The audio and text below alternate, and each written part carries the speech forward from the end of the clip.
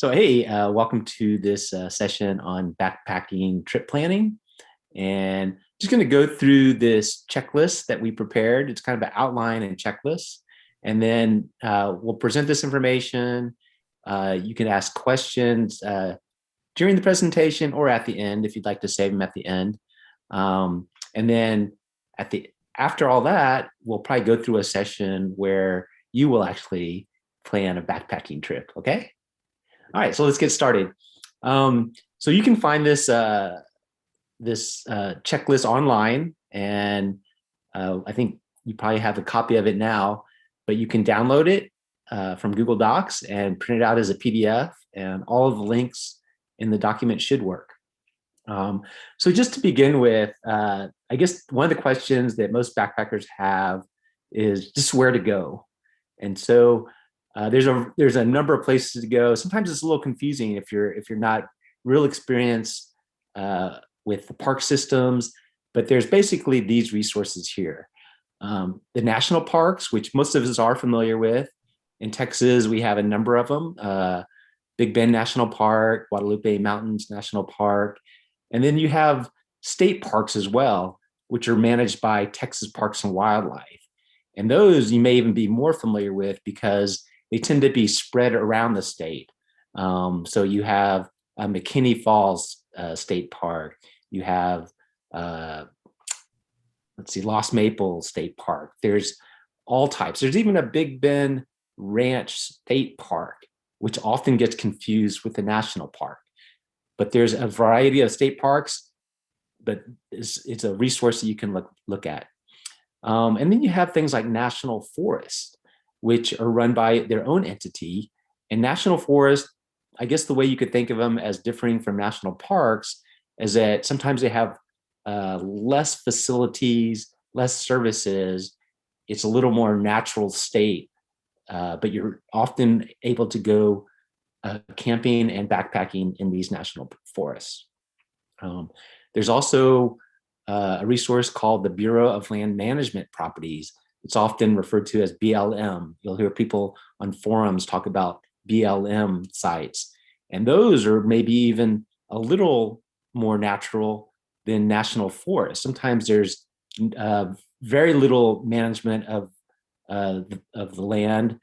It's just raw land. And you go out there and you find a place to park and you go explore. Sometimes there's trails, sometimes there's not trails. Sometimes you can make your own trails. So that's another resource.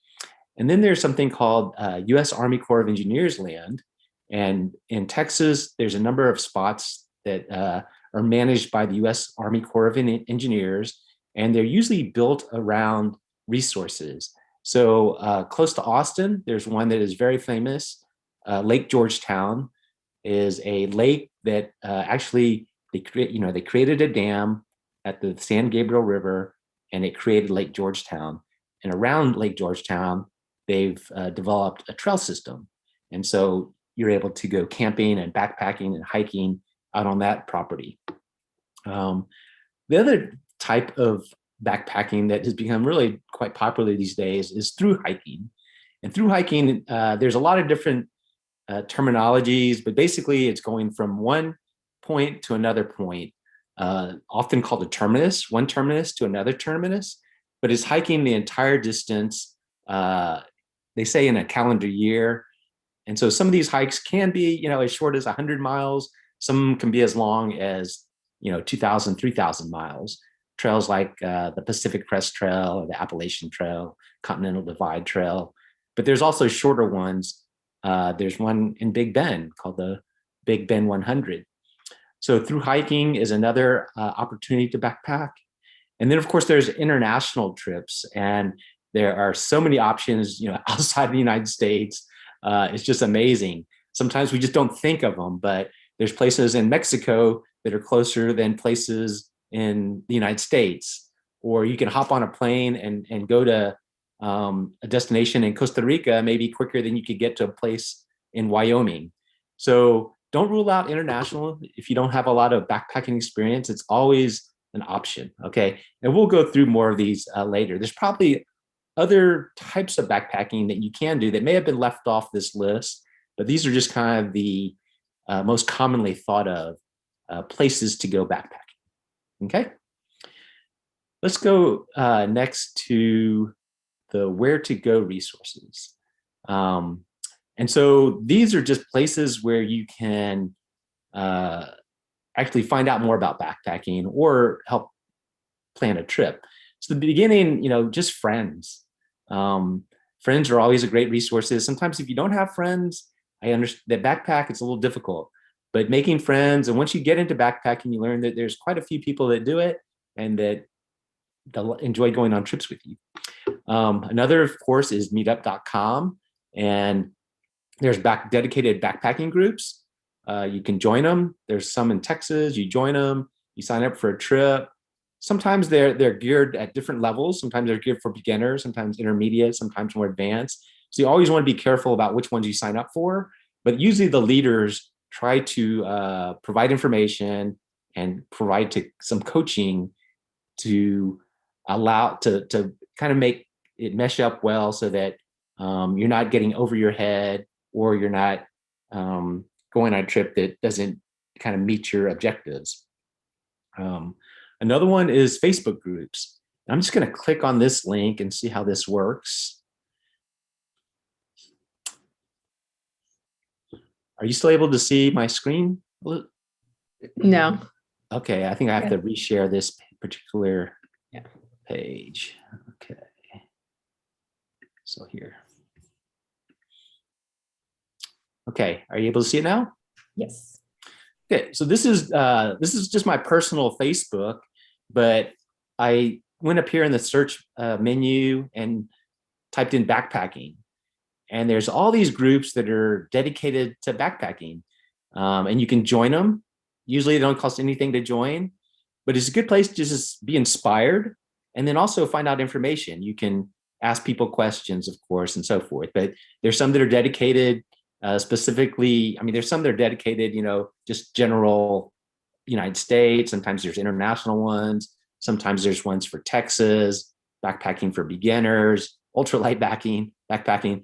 There's all these different Facebook groups. But if you are on Facebook, it's sometimes a really good resource to use because you can find out information, get inspired, and you can ask questions. Now, you always want to vet your question. Vet your answers that you get. You always want to kind of triangulate your information because some people, maybe they backpacked the trail 10 years ago, but things have changed. And so always, like anything online, you want to vet the information to make sure that it's still valid. Let's see. Let me go back to this. Okay, the other one is Instagram, and you can use this just as to find inspiration. But if you go to Instagram, let's see if I can do this.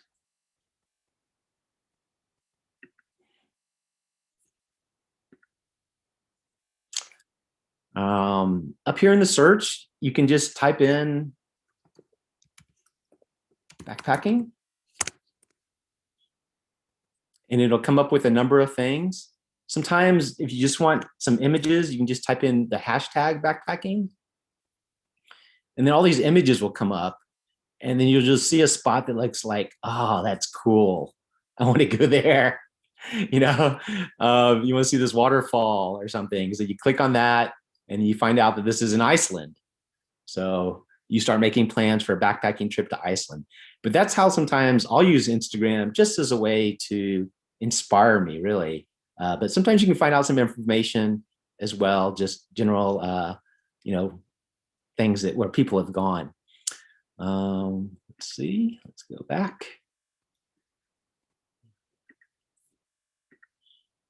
Okay, backpacker.com is another resource that you can go to. And if you click on that, it's the website for the magazine, but they have a special page that is just all about backpacker trips. And you can see that it's kind of grouped here: adventure travel, long trails, trips by national park, trips by state. So if you have in mind a place that you wanted to go, you can just click on this link. Maybe let's just look for trips by state since we're in Texas. And let's see. It's going to take you to all these different locations, Alaska, all the different 50 states. But let's go down to Texas. And let's click on there.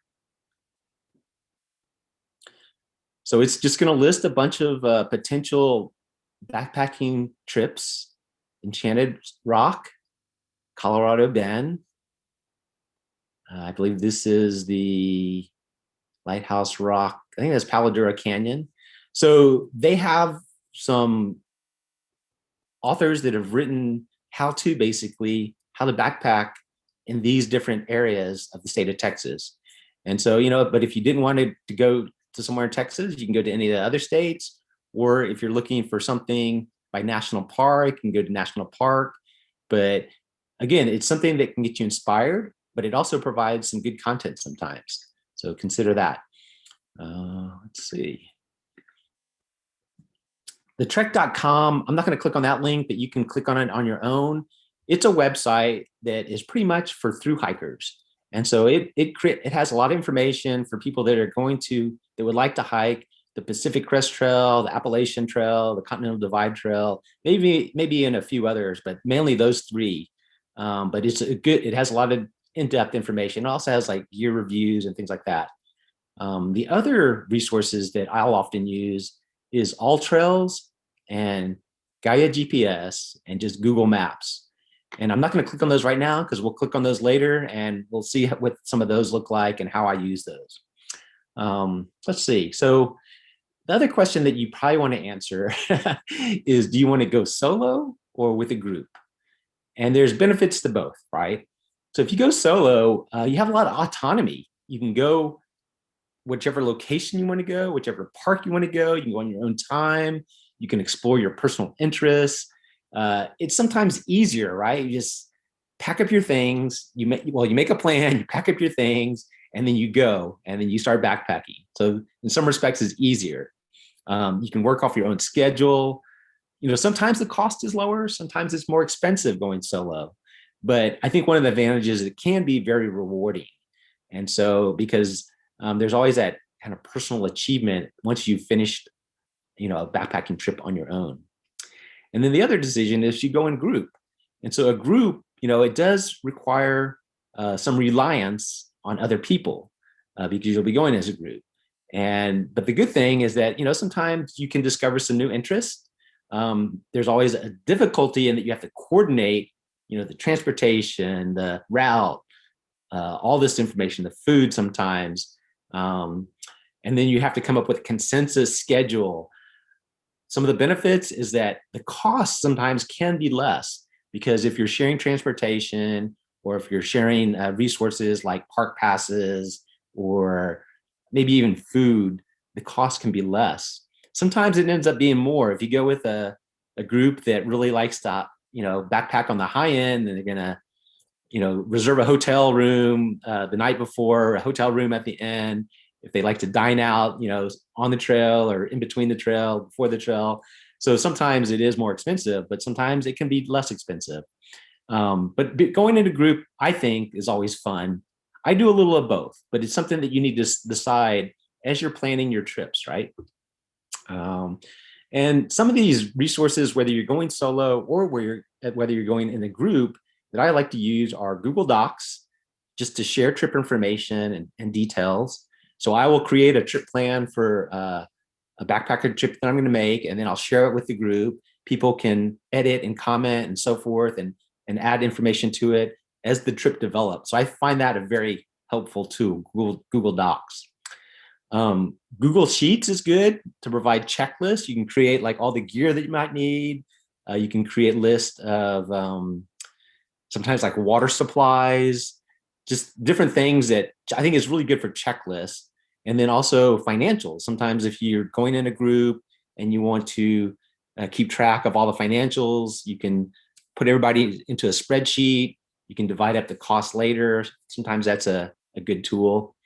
Google Calendar, sometimes just to get everybody on the same page, you post out a date. Hey, thinking about going, are these options available? People can, RSVP, that type of thing. And then they know that they know they have the details. I I guess the other thing about Google Calendars is that like for pre-trip planning, it's helpful. You can, schedule when you can have a pre-trip planning session. That's always good. And then this tool that, of course, that we're using, Zoom is helpful to have pre-trip planning. The old traditional is that you might meet at a pub or a restaurant and just go over your pre-trip plan. Sometimes it's just discussing, the gear you need, the time frame, who's going. Sometimes it's just familiarizing yourself with everybody to make sure everybody clicks. But it's always good to have a pre-trip plan meeting if you're going with a group. Okay, it just puts a lot of people at ease, I think. Let's see. So once you've kind of gone through those things, you also need to be aware of what type of camping options there are. And these are some of the camping options. There's possibly some more that we've missed, but these are kind of in general the camping options that most people think of. So there's established campsites, and if you've ever gone camping at a state park or national park, you may have stayed at one of these, and it's just a spot that's designated for camping. When you enter the park, you might be able to drive up to it. Sometimes you have to walk up to it. But there's usually a pad there where you set up your tent. There might be a fire ring. There might be a box to store your food. There might be water sometimes. There might be electricity. But there's also established campsites in remote areas, which are sometimes called like primitive campsites or dispersed campsites. And so those are usually what backpackers use, because when backpacking, if you're going, from one destination to the next, you're usually away from the resources like water, electricity, maybe in a fire ring or things like that. But there's dispersed or primitive campsites in the backcountry. Now there's different ways that they're approached. Sometimes you can reserve them, and sometimes you're not able to reserve them. You have to show up at the park ranger station, explain that you'd like to go into the backcountry. You get a backcountry permit, and then you reserve a primitive site. Okay. Sometimes it's a specific location. So there may be a pad, or there may just be some rocks or trees laid out. And that's the area where you are supposed to camp on a hard surface to help conserve the area. Because if you go in a dispersed area where there's just people camping everywhere, sometimes the flora gets trampled on and things like that. So there's a conservation effort to, get people on these kind of designated sites. But sometimes it's not designated, it's just open area. And then sometimes it's not, a specific, plot of land. It's what they call zone camping. And so zone camping is where there's just a big area. It could be, the size of a football field. It could be the size of a neighborhood, where you can just go into that area. And once you're within that area, you can camp wherever you want. That's sometimes called zone camping. Some people also say dispersed, but zone is more specific because they like for people to camp within that area. And then the other type of camping is just through hiking. And through hiking, you might experience all three of these types of camping. You might start off at an established campsite, and you hike in, you go to a primitive campsite, then you'll hike further. Your next destination, it might be in a zone area. You might continue to hike, you might hit an established campground, so forth. And so, and so it contains a lot of these different types of campsites that you might be visiting. And the good thing, well, when you do a through hike, we'll talk about it a little bit later, but there's different resources, of course, water, food, other things at different campsites. The other thing that you'll most likely need is a backcountry permit. And so sometimes these can be bought in advance. You can go online to the park and you can reserve them, but sometimes you have to get them as you show up at the ranger station. Those are, called first come, first serve. And an example is at Guadalupe Mountains National Park. It all used to be first come, first serve. So you have to drive, 7 or 8 hours, get there and try to get one of the first come, first serve backcountry permits, which allows you to go into the backcountry and for specific sites. They have started doing some reservations for certain sites, but some of them are still first come, first serve. The other type of permit that you might need to be aware of is called a lottery. And for some very popular hikes, especially out west, something like the John Muir Trail, there's thousands of people that would like to do that trip. And so they have a lottery system where you have to submit kind of a plan, a schedule. You apply for the lottery, and if you get lucky, they have a drawing. If you get lucky, then you're offered your itinerary to camp in those areas, your backcountry permit, basically.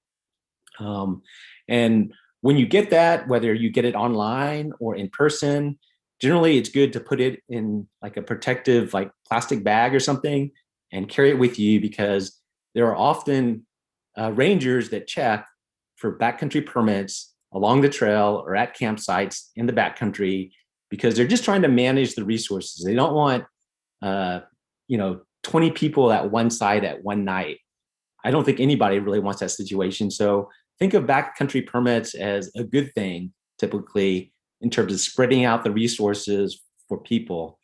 It's a little hurdle that you have to do, or a little administrative thing that you have to do, but I think it really is good for all of us, as well as for the natural spaces.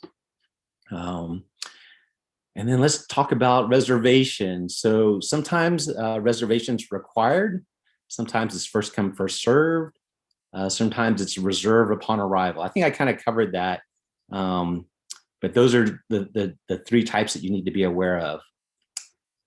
Something else that you want to be aware of when you're looking at camping option is just parking spaces. So if you're driving to a destination, is there a parking space where you can leave your car?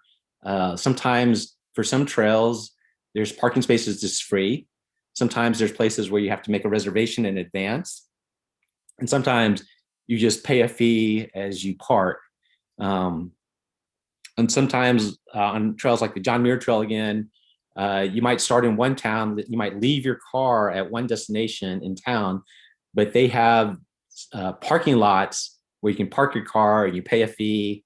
And it's X amount of dollars per day or week, but it's generally in a safe area, and people know that that's for backpackers. Sometimes the parking spaces are right at the trailhead, okay, and that's a good thing. Let's see what else. Camp locations review. Okay, so just in terms of camping options, we're going to go through mapping out a campsite or mapping out your route. And probably the easiest thing to do is, once you have a map, you identify your camp locations, because that also helps you sometimes determine how far you want to hike each day. And it also sometimes determines where there's resources like water, and so we'll get into that a little bit more, but it's something that you need to consider, just campsite locations. And then fire safety course requirements. So this is becoming kind of a thing, because, in the United States, we've had a number of forest fires, especially out west, that have, just devastated large tracts of land.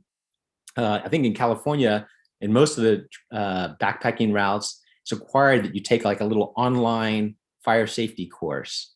And it just usually takes like 5 or 10 minutes to take it, but they require it. And you're supposed to take that permit that you receive. It's just a downloadable permit, and you're supposed to carry it with you on the trail as well, just like with your backpacking permit. But it just provides some information to make you aware of what the rules and regulations might be in that particular area that you're backpacking in, and just some general backcountry skills in terms of making a fire. I think that's what some of these courses do.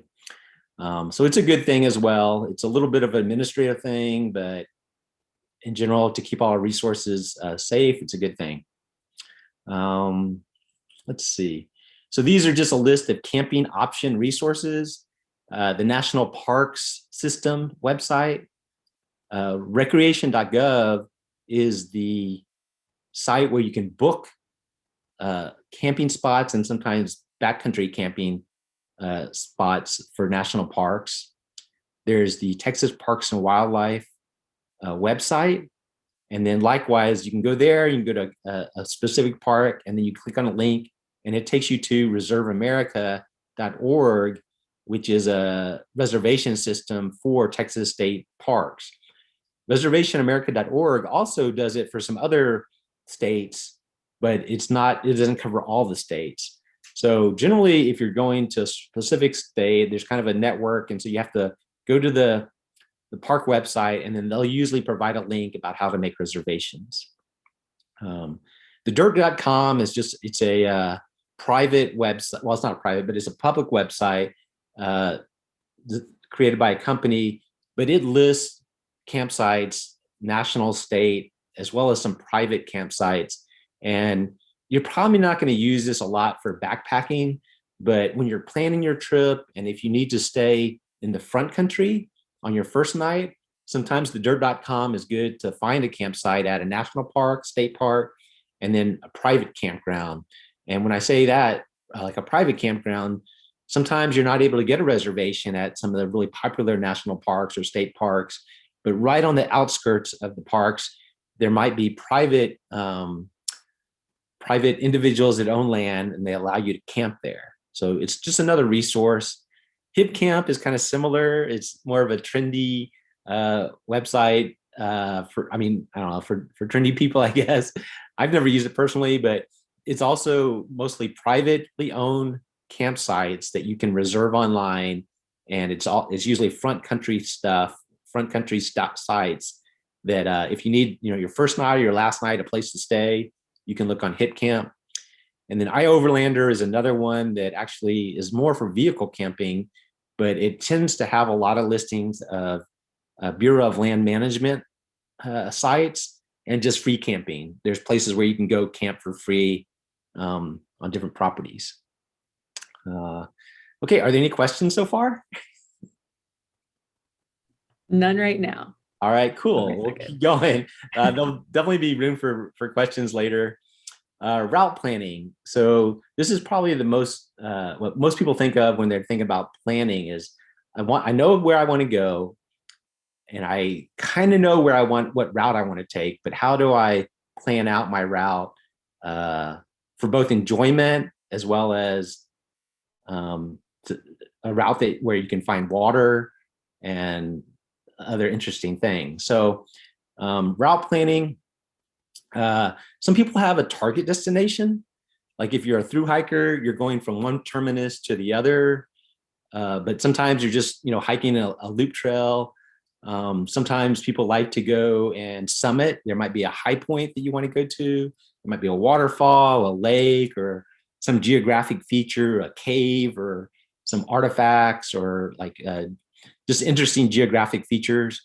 So a lot of people plan trips based on what their kind of target destination might be. Some people just like getting out into the wilderness, hiking, taking photos, seeing interesting things. So sometimes the target destination isn't all that important, but these are some of the things that some people shape their trips around.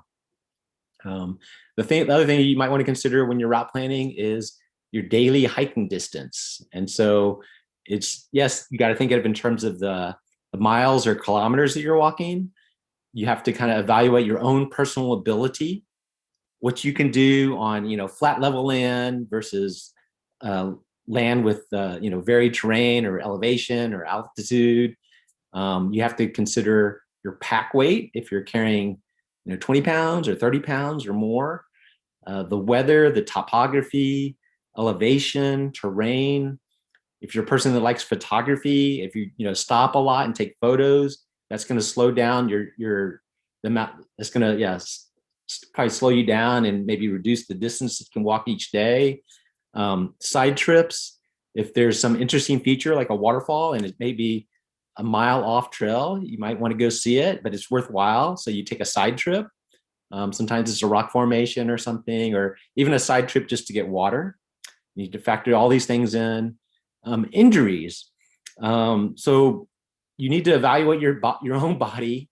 And if you have a nagging injury, whether it's like a foot or ankle injury, or even like a back injury, you need to take that in consideration. Not only your injuries, sometimes you need to think about, but other people's injuries. If you're hiking in a group, it's kind of good to know what people's capabilities are so you can, as you plan out your distance. And then getting lost, most of the time, most people probably wouldn't think of this when they're planning their distance, but if you're going on a trip where there may not be an established trail, if you're going to have to do bushwhacking, if there's not a trail that's well mapped, you're going to get lost, or you may get lost. And so you need to kind of factor that into your time. And sometimes it could just, you might just be on a very simple trail, but it might have been overgrown, or there might be detours and things like that. So there's a possibility of getting lost. You always want to kind of, in the back of your mind, think about that when you're setting your distance. If you need to set your distance, factor in all these things so that you can reach usually your campsite, and what you're usually trying to reach is a water supply as well. So just for beginners can usually hike, anywhere from 3 to 6 miles. That's usually pretty possible for the average person that is fit and has no injuries or things like that. Occasional backpackers, if you hike a lot, if you're comfortable carrying the weight, you could probably increase that to 7 to 8 miles. And then there's experienced backpackers that, through hikers that hike 10 miles, 20 miles or more a day.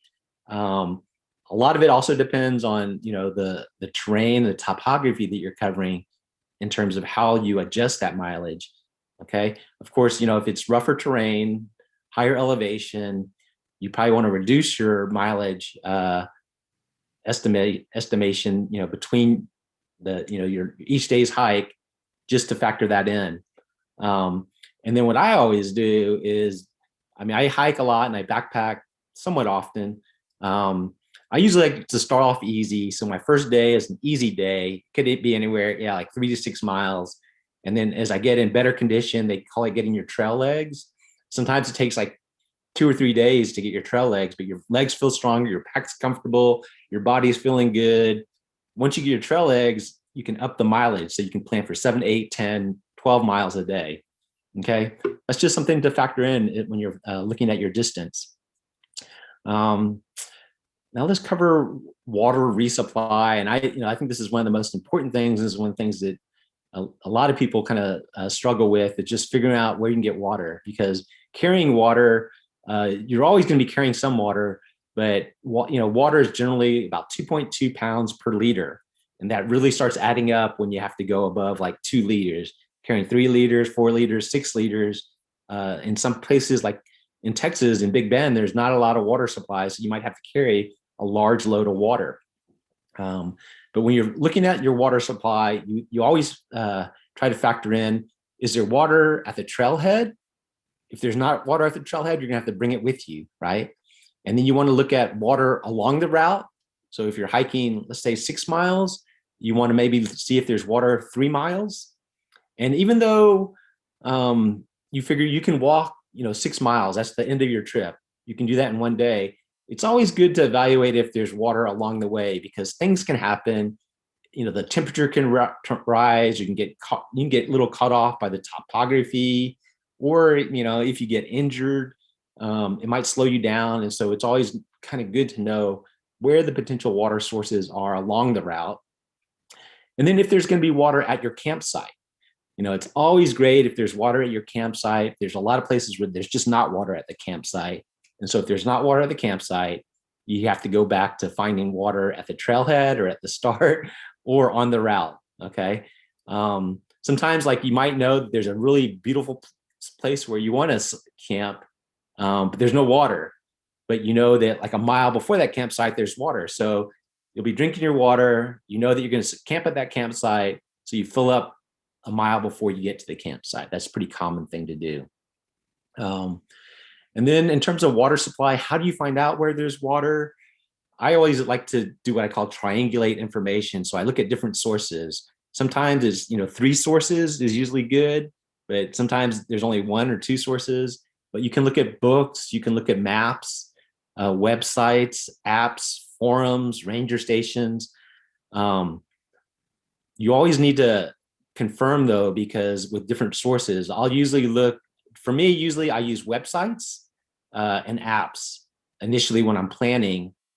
And then I might go to a forum and just see if anybody has posted, hey, there's water at this location, or you can ask a question, does anybody know if there's water at this location?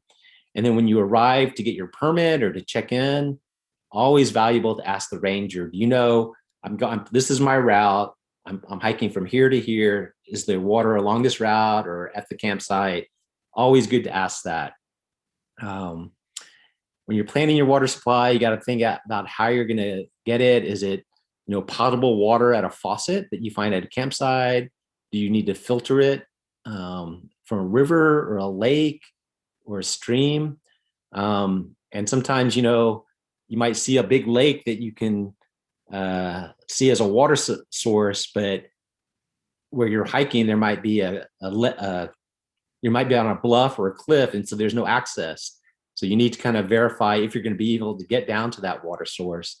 Other things that you can do, chemical treat it with pills or liquid or boil water, but you kind of need to think these things through. Let's see. And then what we normally do is we plot our water sources on a map, whether you're using a physical paper map or a digital map. You always want to plot your water sources. And like I said, you want to plot it and see if there's at the trailhead or at your campsite, also the ones that are along the route. And then you just measure your distances. And most of the apps and websites now, you have the ability to kind of scroll and see what the distance is you'll be hiking, and hopefully there's water supplies along the route. And then you just plan accordingly. These are some tips for water resupply. I always like to do what they call cameling up, which is drinking a liter of water, at the source, whether it's at the trailhead or before I start. And then when I'm refilling my water, I always camel up. I try to drink a liter of water because it's easier to carry water inside your stomach than in your backpack, right? Might seem pretty obvious, but a lot of people just don't do it or they forget to do it. When you're traveling out to Big Bend, let's say you're driving out to Big Bend, you're going up in elevation. So that can dehydrate you, just that trip going up into elevation, and then it's much drier. And so what I do is I usually, before I leave my house, I'll drink a liter. And then along the way, I'll be trying to drink a liter so that I've already drank 2 liters on my route out to Big Bend. And that way I arrive hydrated. If you don't drink anything, it's almost guaranteed that you're going to get there. You're not going to feel it initially, but you're going to be dehydrated just because it's drier. It's at elevation. And then you're so excited and you want to go hiking, and you have a liter or 2 in your backpack. You set out, but you're already behind the game. You're already dehydrated. You just don't know it. So I always like to camel up. These are some other tips. Under normal conditions, a minimum of 1 liter for every 4 miles, plus a 1 liter for mealtime. So if you need water to cook. Under dry conditions, a minimum of 2 liters for every 4 miles and a liter for mealtimes. And then also altitude, a minimum of 2 liters, 4 miles, 1 liter for meal times. And sometimes you're hiking where it's dry and altitude, and so you may need to bump that up, right? You might need to go to 3 liters for every 4 miles. So take that in consideration. Generally, it never hurts to ask the rangers, how much do they recommend? And sometimes they might say a gallon per day per person, and you got to carry it. Okay. Food resupply. So sometimes you prepare all your food ahead of time. If it's just a short trip, if it's just a weekend trip, you can prepare all your food. You can buy it ahead of time, pack it, you're good to go. But sometimes it's worthwhile to just look for a grocery store on the route, or a convenience store, or restaurant, hotels, post office, courier office. These are all places where you can get food, especially for if you're doing a longer hike, a through hike, you have to rely on these places for your food. And so every 3 to 5 days, you might resupply at a grocery store, convenience store. I always like to do this. I go to a restaurant, and my first meal on the trail is usually like a Subway sandwich. So on my route, I'll go stop off in Subway, and I'll buy 1 sandwich to eat for lunch, and then I'll buy a second sandwich to eat for my first meal on the trail. I don't know. I just like to do that sometimes. Just carry a real food with me for that first meal, because I'm going to be eating backpacker food for 3, 5, 10 days, and so having a little bit of of real food, I think it's always a morale booster for me. But if you're doing a longer route, like a through hike or just a long route, sometimes hotels, like in these towns that you might go to, or post offices, you can send a resupply box. You just go, you pick it up. You always have to make sure that you have to plan it so you're going during regular business hours. Monday through Friday, 9 to 5, generally, you might be, or 9 to 4 for post office might be good, but you need to know what times are open, because the worst thing is you hike 3 miles into town for your resupply box and the hotel is closed, or I don't know, hotel's probably not gonna be closed, but a post office might be closed. So always check those things in advance. Just in general about food, 3 meals per day, 2 snacks per day is what a lot of people do. On a weekend trip, generally people think of you need 3,000 calories per day. On a through hike trip, you might need 5,000 calories a day to replenish. And because on most through hikers, they're hiking 10, 15 miles a day, and you're burning up a lot of energy. If you're confused by those numbers, there's this thing called a Greenbelly is a company that produces backpacking food, and they actually have this calculator that helps you estimate how much you're burning based on like your distance and other factors, your weight, I think, and maybe even like the terrain. So it's kind of interesting. When you have time, go click on that and check it out. The other thing about food supply is, do you want to pack an emergency meal, either one meal or like a day's meal? So if I'm just going like on a 3-day backpacking trip, you can survive without food for 3 days. You're not going to die. But if you're going on a longer trip, if it's 7 or 10 days, you might want to pack at least one extra meal or an extra day. Some people sometimes, like if I know I'm going for like 5 to 10 days, I may pack a whole day's worth of meals.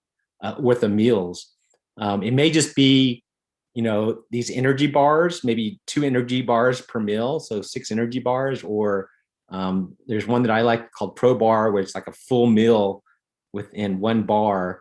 And so that might be my emergency meal, or I might pack 3 of those as an emergency, for an extra day, just in case, you run behind, you're hiking slower, or somebody in your group is hiking slower, or if you have to spend extra time on the trail overnight. I typically pack a little bit of emergency meal. And it really just depends on, how short of a trip or how long of a trip you're doing. The other thing you want to think about is transportation. And so as you're doing your research, you'll find out that, in Texas, either you're driving from your home to a trailhead, or you may be flying from your home somewhere. So how do you get to the actual trailhead? With Google Maps, it's awesome. You can just plug it in usually, and you can find out where the trailhead is. And but you need to research that. How do you get there? If you're not driving, there's some other options that you can look at in terms of getting there. But you also need to figure out what type of hike are you doing? Are you doing an out and back, which is starting at the trailhead, going to one point, and then coming back to the trailhead? Or are you doing a loop? So are you going in a circle kind of, and then coming back to the same place where you started? Are you doing a through? Are you going from one point to another point? So here you're going to need, to figure out your transportation between 2 points. Or are you doing like a flip flop? Sometimes people, because of weather or just the terrain or their time, there might be a trail, and then they start off somewhere in the middle, and then they hike to one place, and then when they get finished there, they go back, they kind of flip flop, and they'll hike to the other place. Or they might go, to one terminus, go to the other terminus, and then hike back to the middle where their car might be. There's different types of flip flops, but that's the general idea. So you need to think through what type of hike you're doing. Loop hikes are always the easiest to figure out your transportation, but there's these other types of hikes that you'll eventually get into, and so you need to factor out that. And when you're trying to looking how to get to the trailhead, you also need to be aware of seasonal openings and closings. So in Texas, we generally don't have that because we have pretty temperate climate where you can go, backpacking the whole year round.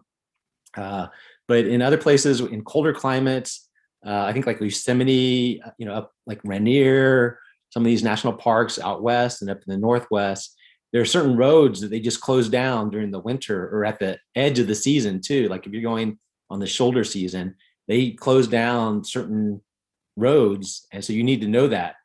Or they close down certain like ranger stations. So you need to be aware of that. And then, but I guess generally when you're thinking of transportation, you're thinking about, are you staging your vehicle if you're driving?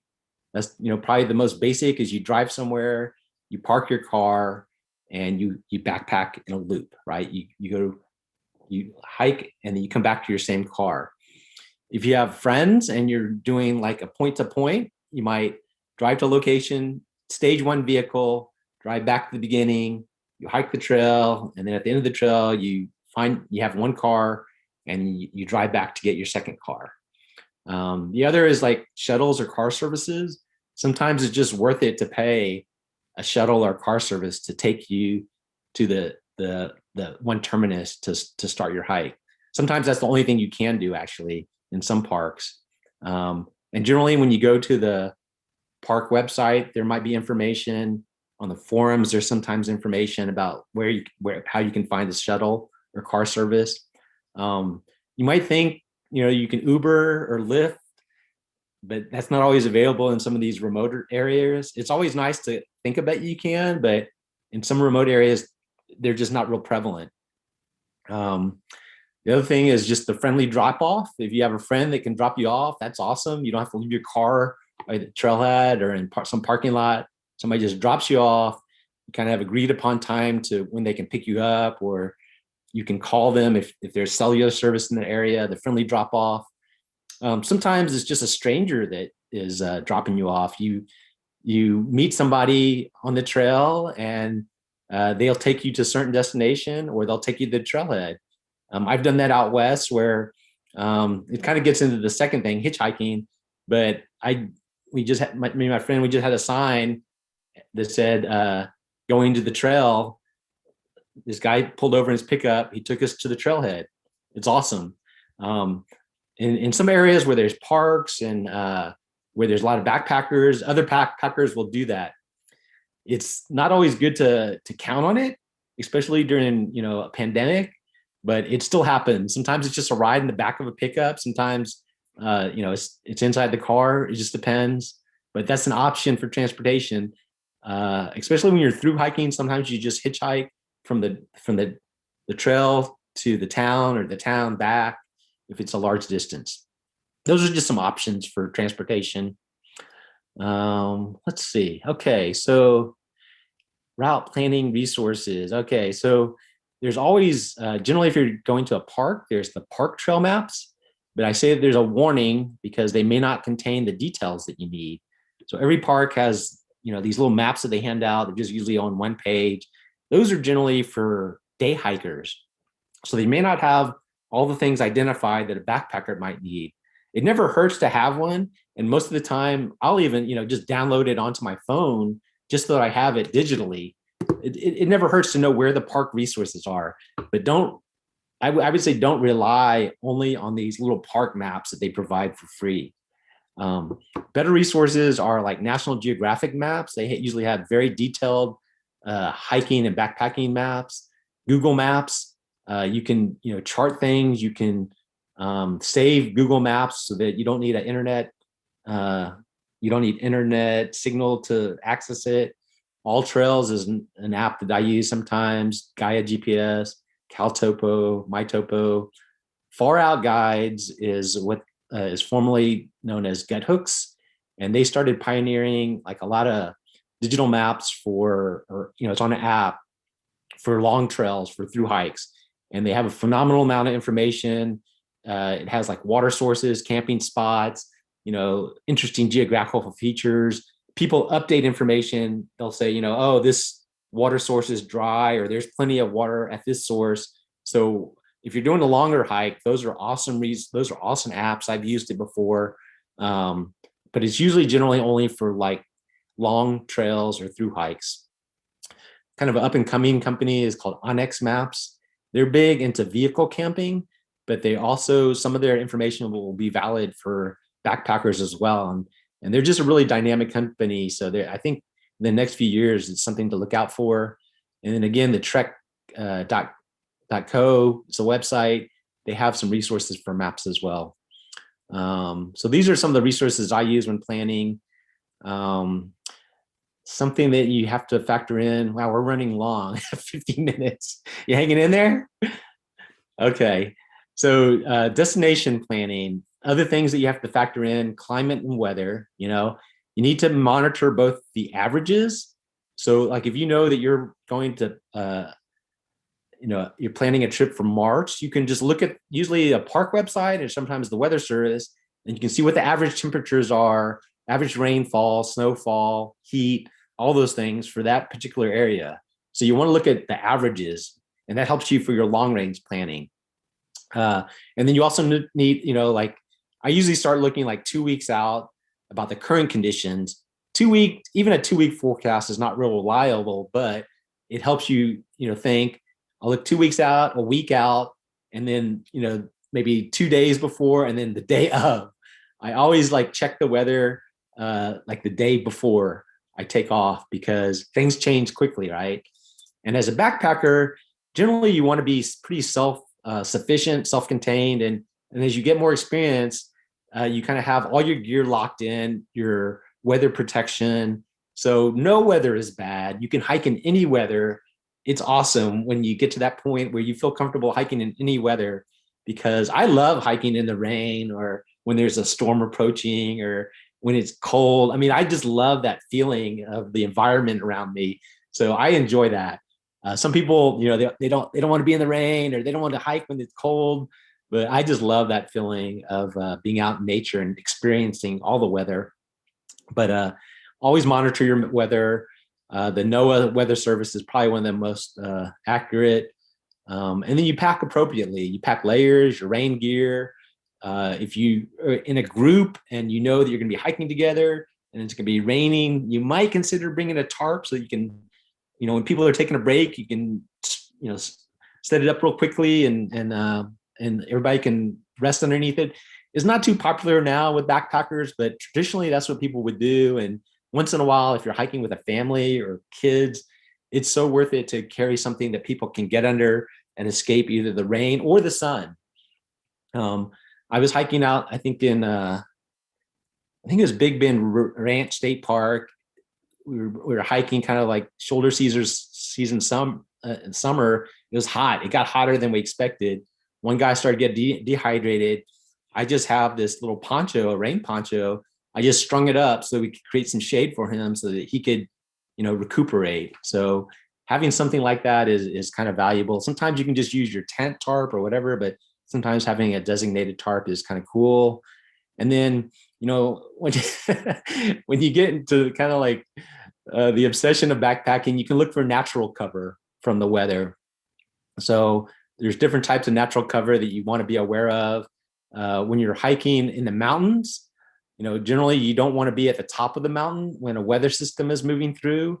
And generally the weather systems move through in the afternoon, like, 2-3 o'clock. So a lot of people try to get all their hiking done before then, get off the top of the mountain, be a little bit lower where there may be tree coverage. And so then you can still hike, at the lower levels if there's a weather systems passing through. You don't have to be as concerned about lightning and things like that. Sometimes there's just, like if you're out in like Moab and Utah where there's like a lot of desert, there's no trees, but there's rocks. And so, okay, we'll be hiking on the canyon and we know that we'll be on one side of the canyon so we can get shade on this side of the canyon. Or there's a big rock formation. We can just take a rest break by the rock formation or whatever that shields you from the sun, because just sitting out of the sun or sitting in an overhang, out from the rain, it can be a morale booster for some people as you're hiking or just, more relaxing. So, but it's something to think about. It's good to, at some point you'll be prepared with all your gear, but again, even when I'm hiking, sometimes I'll go a little less layers and I'll look for natural cover.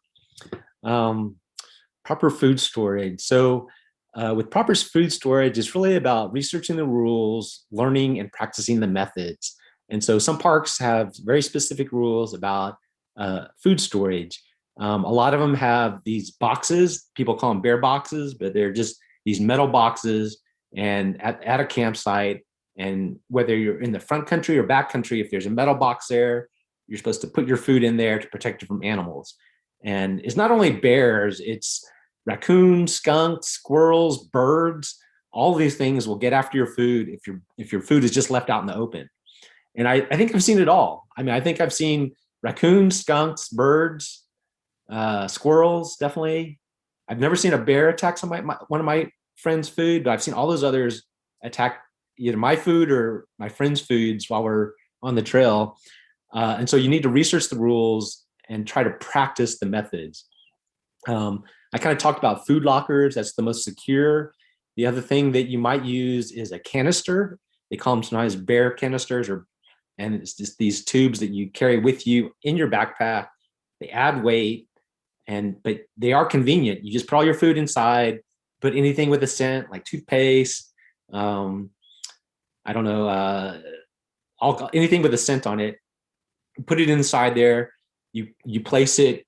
I think it's supposed to be like 100. Some people say 100 yards. I think it's 100 feet away from your campsite. You usually want to put it away from your campsite.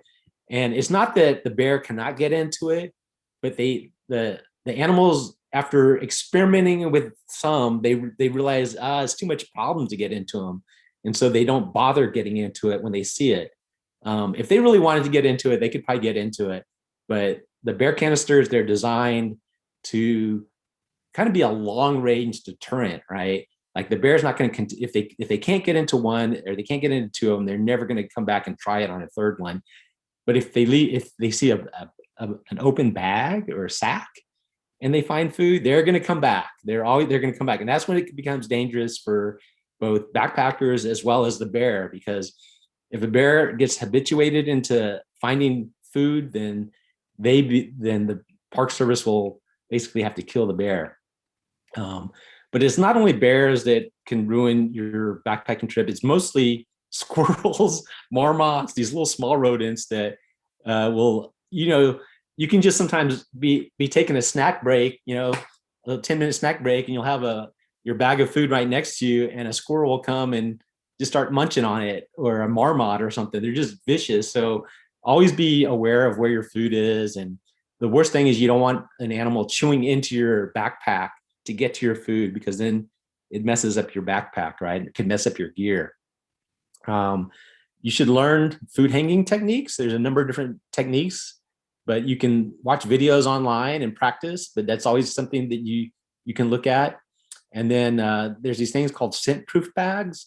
And there's these, you can buy them. I forget the name of the company, but they seal, it looks like a big Ziploc bag, but they're thicker. Supposedly they keep the scent, it's scent proof. You can't smell it.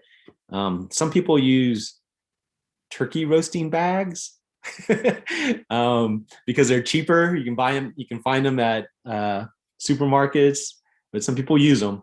But the most important thing is kind of learn about all the different practices of proper food storage and try to practice some methods based on your surroundings and based on your needs.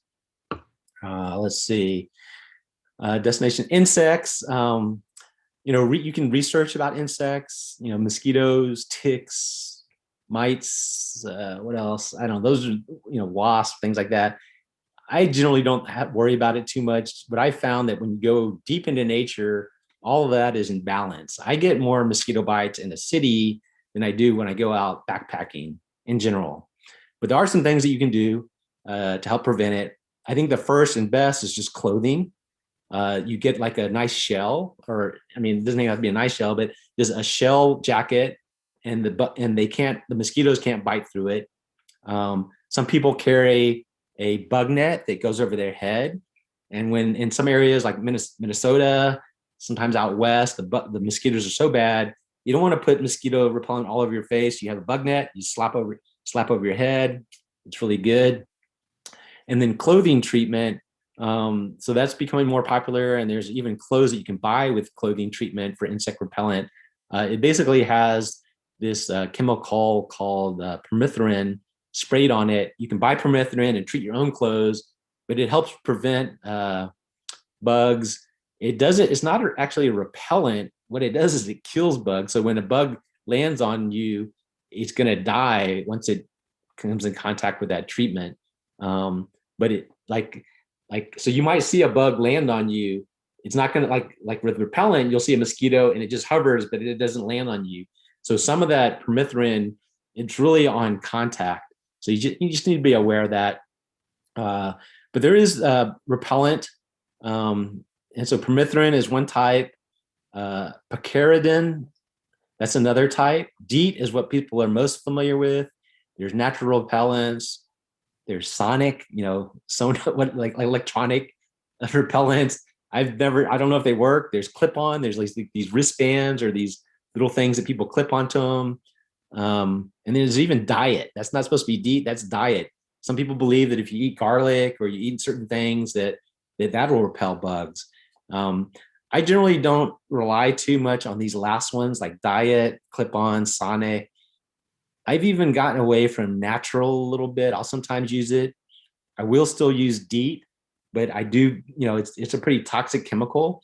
And it also, if it gets on some of your backpacking gear, it'll just dissolve it. I mean, it's pretty strong. So you need to be aware of DEET and try never to get it on like nylon or plastic because it'll, even in your backpack, you don't want it to break open because it'll dissolve your gear. And so there's this other one called picaridin, which functions the same way as DEET insect repellent. It usually comes in a spray or a roll-on or a lotion, and it does the same thing as DEET, but it's not as caustic to your gear. So I really recommend that and permethrin. But above all those, clothing. If you can just have clothing that helps prevent bugs, that's a big part of it. And then the other thing with insects is just location. There's going to tend to be more insects near water when there's no air or wind, lower elevations, and in warmer temperatures. But if you're away from water, there's less of a chance that there's going to be like mosquitoes or other insects. When there's a lot of wind, like at the beach, if it's a strong wind, sometimes there won't be bugs. At elevation, once you get above a certain altitude, it's generally going to be cooler. There's going to be less bugs, less water.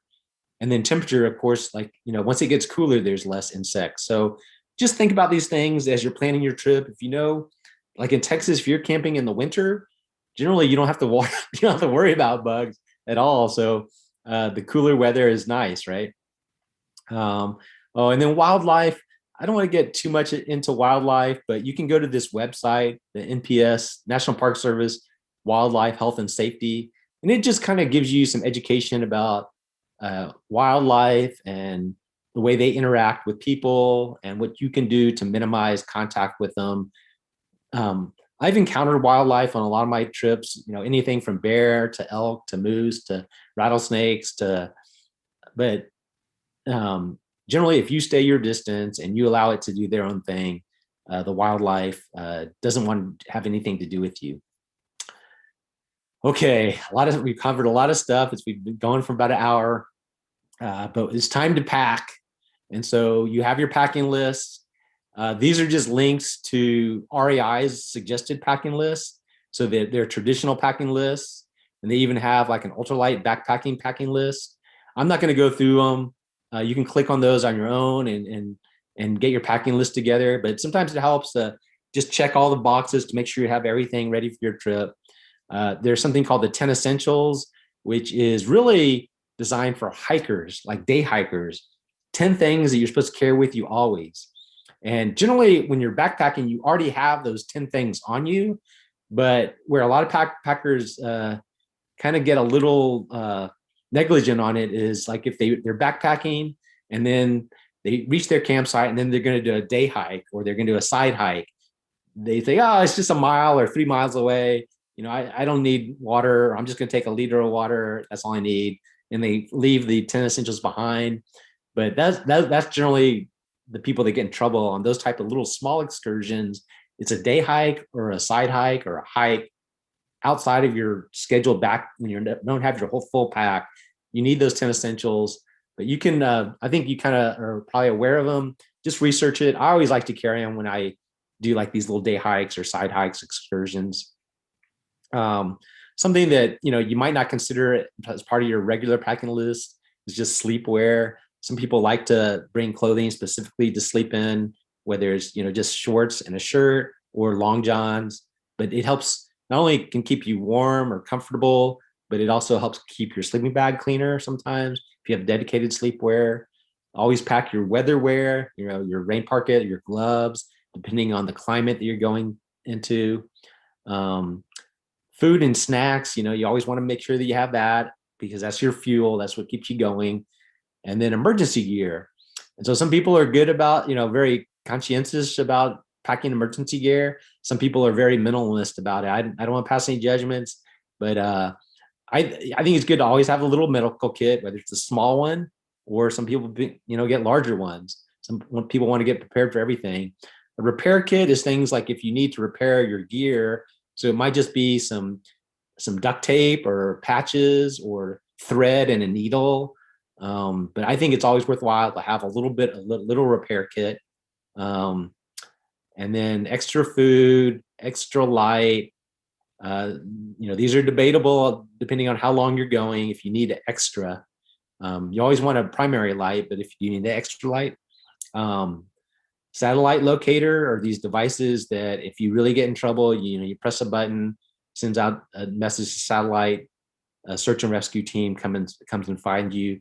There's Garmin InReach is the company that produces kind of the well-known ones. But if you go further into the backcountry, if you go more longer hikes, undeveloped land or undeveloped trails, it's probably good to get something like that.